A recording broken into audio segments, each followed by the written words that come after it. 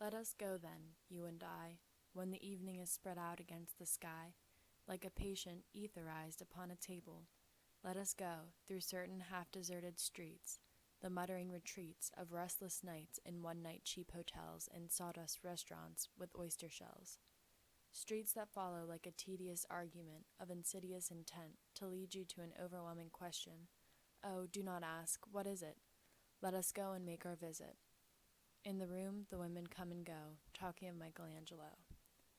The yellow fog that rubs its back upon the window panes, the yellow smoke that rubs its muzzle on the window panes, licked its tongue into the corners of the evening, lingered upon the pools that stand in drains, let fall upon its back the soot that falls from chimneys, slipped by the terrace that made a sudden leap, and seeing that it was a soft October night, curled once about the house and fell asleep.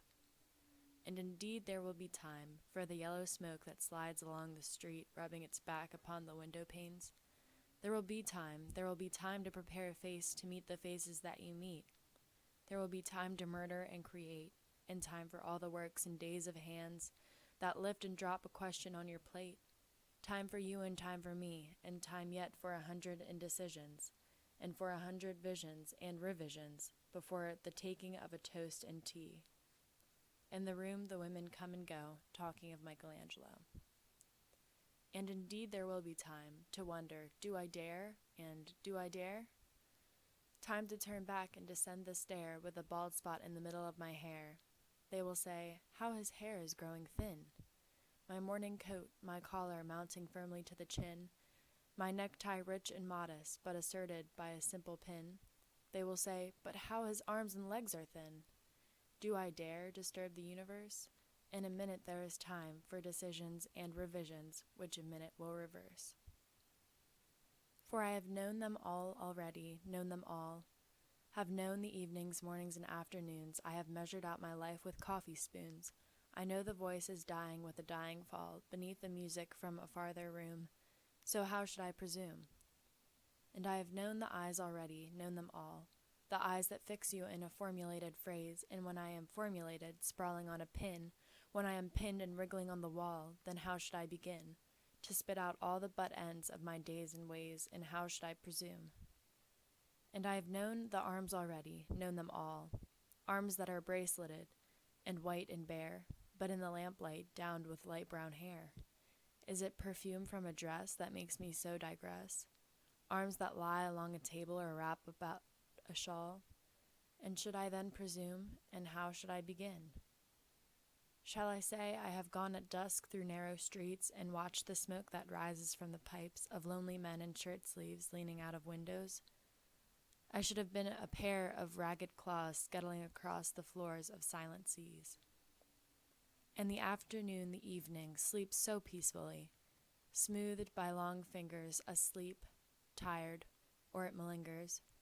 Stretched on the floor here beside you and me, should I, after tea and cakes and ices, have the strength to force the moment to its crisis? But though I have wept and fasted, wept and prayed, though I have seen my head, grown slightly bald, brought in upon a platter, I am no prophet, and here's no great matter. I have seen the moment of my greatness flicker, and I have seen the eternal footman hold my coat and snicker, and in short, I was afraid. And would it have been worth it after all, after the cup, the marmalade, the tea, among the porcelain, among some talk of you and me, would it have been worth while to have bitten off the matter with a smile, to have squeezed the universe into a ball, to roll it towards some overwhelming question, to say, I am Lazarus, come from the dead, come back to tell you all, I shall tell you all, if one settling a pillow by her head should say, that is not what I meant at all, that is not it at all. And would it have been worth it after all? Would it have been worthwhile, after the sunsets and the dooryards and the sprinkled streets, after the novels, after the teacups, after the skirts that trail along the floor, and this and so much more?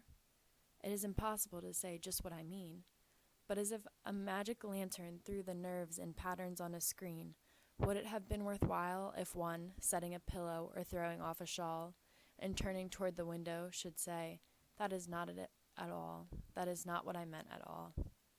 No, I am not Prince Hamlet, nor was meant to be. Am an attendant lord, one that will do to swell a progress, start a scene or two, advise the prince, no doubt, an easy tool, deferential, glad to be of use, politic, cautious, and meticulous, full of high sentence, but a bit obtuse, at times, indeed, almost ridiculous, almost, at times, the fool. I grow old, I grow old. I shall wear the bottom of my trousers rolled. Shall I part my hair behind? Do I dare to eat a peach? I shall wear white flannel trousers and walk upon the beach. I have heard the mermaids singing, each to each. I do not think that they will sing to me.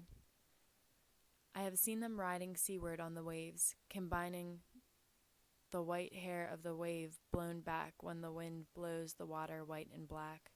We have lingered in the chambers of the sea, by sea-girls wreathed with seaweed red and brown, till human voices wakes us, and we drown.